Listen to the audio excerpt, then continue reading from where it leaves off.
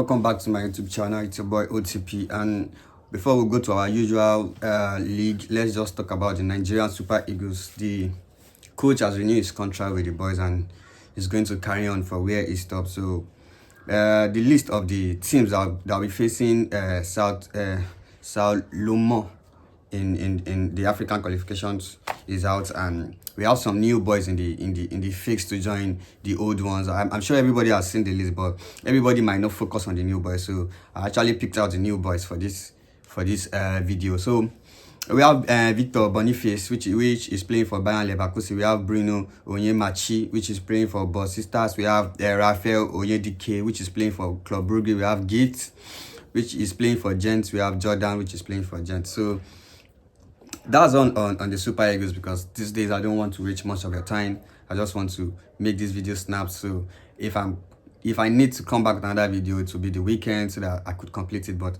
I just want to go straight into the talking point of the day. So before we go into the talking points, there are now chances. The rating to win Champions League is out there. You're going to see the statistics on this video. You're going to see how rates some teams are. When I was looking at the rating, I saw Arsenal, and I was looking at the chances given to Arsenal to win the Champions League. It was quite good because of the way they finished in the top 4 of this Premiership. And too bad Man U was at the bottom of the rating. Yeah, well, it's quite impressive with what Man U has started with this season, and you can see for everybody it's so clear that they are not yet at that minimum level to even give them that balance. Yes, now let's go into the league, the review of the league. Then before we go into the league of the review of the league, we have 3 hat-trick heroes in the Premier League this weekend, where we have Ferguson for Brighton, we have Son for Tottenham, and we have Haaland for Man City. These guys are the hat-trick heroes. They scored 3 goals in each matches they played this weekend. So let's go straight into across Europe, where we have Luton Town against West Ham, where Luton Town had to lose 2-1 against West Ham. We have Roma against AC Milan. Roma lost at home to AC Milan 2-1. We have Burnley Tottenham, where it was one of the goals I was talking about, Son that has an hat-trick, where we have Burnley 2, Tottenham 5. Yeah, we have Chelsea, Nottingham Forest, another interesting match, and one of our major talking points today. We have Man City 5, Fulham 1, where Haaland actually got his hat-trick, scored 2 great goals and 1 penalty. We had another Real Madrid Getafe, the new club to Greenwood, and Real Madrid actually had to fight for distance to the last minute before Jude came into the mix. And we have Brighton Newcastle. This was another brainer of a match, where Newcastle, with his fine form, had to lose to Brighton. Brighton is very, very good at this season, so Brighton will be one of the fours to watch in the Europa League this season. So Brighton 3, Newcastle 1. We have Borussia Mönchengladbach against Bayern Munich. They lose at home to Bayern Munich. Napoli and Lazio. This is another sweet match where we're supposed to talk points. The team where Osimhen plays in the Italy. They lost to Lazio. A very, very clinical game. Lost to Lazio in the match 2-1. We have another match there. We have Liverpool. Aston Villa, where Liverpool win 3-0. Another good match was Osasuna against Barca. Barca win, and Lewandowski got a penalty, misses a clear chances to go, and Koundé got the first goal for Barca. And we have another very, very much talked about match, Arsenal against Manchester United. That will be our major talking point after we discuss Chelsea. But before we go into those mix right now, let's talk about Chelsea. Let's talk about the Chelsea team in general. This season in terms of Chelsea has been playing so really well, and the force in which they play in the midfield are very, very good. There's no such a perfect team that doesn't make mistakes in the whole 90 minutes play. There's no team, and this is the problem with this Chelsea team, because with the stack that I have with me, I find out that Chelsea in this particular match against Nottingham Forest had the best open play match than their previous 41 matches in the Premier League. So this is one of their best matches they lost at home. They lost at home to Nottingham Forest. But the problem is they created more of the ball, using the ball to the right wing, to the left wing, and hosting the ball in the midfield, but they couldn't find the chance to. They couldn't. It's not as if they even don't find the chance. They couldn't convert the chances when needed. And this is a play where you have a good team, a very very disciplined team, a Nottingham Forest that sits together in the defense to make it difficult for a team like Chelsea to break through. So I feel like when you're playing against this team that they want to use your weakness, you have to convert your chances, because if you don't convert your chances, it's going to be a whole lot of drama. And for me, the problem I had with Chelsea, and I feel like most of them don't see it, is that I'm not saying Jackson is not good. Like I said in my previous video, Jackson is a very very good player, a very very versatile, very very rugged, can move from left to right, can win ball back from the defender. But the thing is, Chelsea needs a player that's going to know where the ball is going to be, just to put it at the back of the net. I think that's the problem with that team now. They are very very complete, composed. Chelsea is going to make a loggerhead with any big teams they play with. Forget about the fact that he's losing right now, or he's not having the balance or something. But the problem I felt that team lacks is a player like, I don't know, am I supposed to use a player like, let me just take it, is a player like Hernandez, that knows where the ball, or a player like Babatov or something that know where the ball is coming, just to put it at the back of the net. Because this team are really really playing. They are to control the midfield from. Yes, we all know that Nottingham Forest is not going to play Chelsea and attack. Definitely, he's going to sit back and allow Chelsea play, which is what happened. Nottingham Forest had a good wingers that could run with the ball. Awoni as well, very very disrespectful to Thiago Silva for putting the ball in between his leg. But we all understand that this is a game and Chelsea needs to take advantage of their doing. So that's it on Chelsea. I don't want to talk too much on that one. And let's go to Arsenal Man U, the final major talking point of this video, where we had Arsenal 3, Man U 1. Well, Rashford opened the scoring in that match. A lot of mixed reaction in this match, but I just have the way I just want to put it out there is that Man U needs to deal with his team. As in, I don't even know how to put it. They just need to deal with this technicality in this team, because they are a very good side. For me, they are a very good side. They might not be displaying so much at the moment, but they are very good side. Potential shows they could do it against Arsenal. They lost their chances as well. But let's just go into the details so I don't give you too much stories about it. Well, we have Odegaard trying recognising the goal 1 minute after Rashford score. Lack of focus in between just you scoring it, and you're playing against a good side. Rice scored. This is what I'm saying. When you're playing against a good side, you don't lose focus. Rice scored at the 96th minute, and Jesus, what a superb goal at the 90 plus 11 minutes. Well, before much explanation, I just want to pick out on individual players that were very very good in that match. Wan-Bissaka was so good. Martinelli, as skillful as Martinelli is, couldn't do anything with the ball. Couldn't even make a move past Wan-Bissaka. Anthony was quite supportive at the moment, but I felt like Anthony attacking mind is bad. It's really really bad, because I felt like that is what Man U need. That is the kind of formation you're playing. You're sitting back, and when you have the ball, it should be a counter. Why are you slowing it down? This is the problem I have with Anthony. But defensively, it's very very good. Odegaard is a fucking class. This Odegaard guy is a fucking class. I see something different in him in that match. Plays very well, plays with a lot of composure, so calm with him moving the ball, trying to even control his players from the pressure, because they understand what United were doing. So very very good to have a player with a classic mastermind in that Arsenal team. Rashford loves to score Arsenal, very very good guy, but loses his own chances as well. Actually, he played, not for me, not really quite well, but I know other people were not seeing him not quite well, but he just loves scoring us now. He finds the chance and take a use of it. Harvard, on the other hand, is not up to the standard yet. I don't know what is really wrong with the Chelsea cells this season.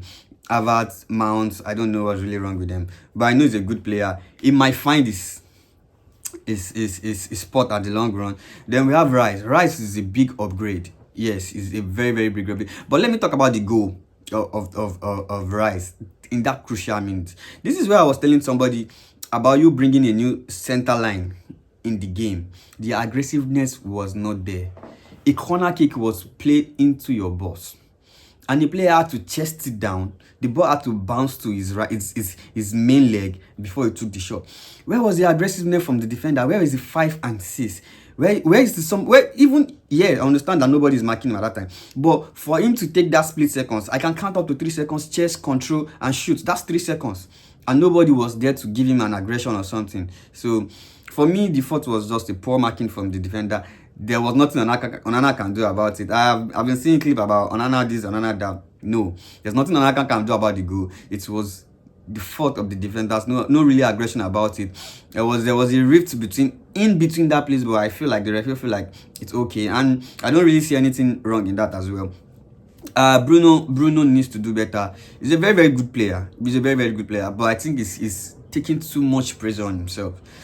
Allow the ball to flow, play a free flow, release the ball when you're supposed to. You're not the only one that can score. Allow other people to play the shot as well. And this is where you as a captain needs to stand as a leader. You can't do everything on your own. Make these people work. That's my problem. And another person in this twist that I didn't really see in this match is Marshall. Marshall is just unavailable. Now in the video just sing that song for. He was just parabolating because he didn't even win a single tackle or a single challenge from a defender in that. The Arsenal defense were just on holiday throughout the stay of Marshall on that field. The only threat they had was Rashford. Antonio on the other side couldn't even attack the ball. So that's where the problem is. But well, with Rasmus that came in maybe 15 or 20 minutes of the time, I can see a little improvement in Man U attack because there was a challenge between the defense. He almost got a penalty if that was checked by VAR, but I understand that maybe it might have fallen, like maybe it might have died or something. But on the other hand, there were clip that was looking as if it was a penalty or something. But kudos to the referee. It was a very, very good game. Onana still need more protection. That's just it. If the defenders have done their job, Rice wouldn't have had a clear chance to play that kind of shot. So the Onana need more protection. He's a good goalkeeper for me. I don't care what anybody says about him. He's a good goalkeeper. But Jesus is a class. As in, he's a class. He knows. And Dalot on the other hand, well, maybe because he's not a center half, I don't expect you to slide in that kind of position when you know the ball is in the player's weaker foot. But quick link with the flash of what he's thinking and what he was thinking Jesus was. Yes, if Jesus has taken the shot with his weaker foot, it might be 50-50. He might score, the keeper might save it, he might lose it. But sliding in that kind of a crucial situation will give Jesus he will open the post for Jesus. Immediately, Jesus drifts out of Dalot. He has driven out of the keeper as well. So all goals conceded by Onana in this game were not his fault. It's just from a tactical error from the defense and maybe the entire team as well. But another concern for me is the problem between this center line of the Man U, the 5 and 6. I think before Varane had injury, Lindelof came in, and now Lindelof and Martinez, the same thing were removed due to injury problem in this same match. Definitely, I expect Arsenal to win that match because these two new introduced defenders. It's not as if Maguire is new to the system or something, but we all know the issues with Maguire. Evans as well is new to the system. The same thing with the goalkeeper, playing with 3 different dimensions of a new system in the back.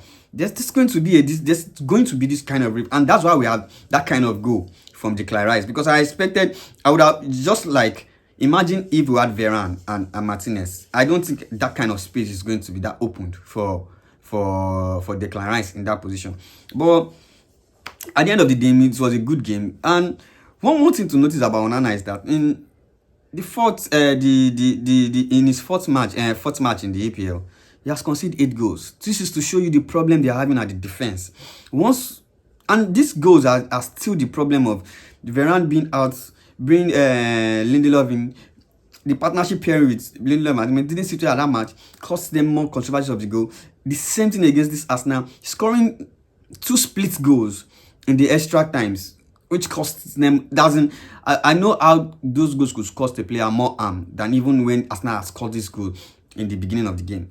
But it is what it is. And another thing about this Arsenal side is that we need to give Arteta kudos for what he has done.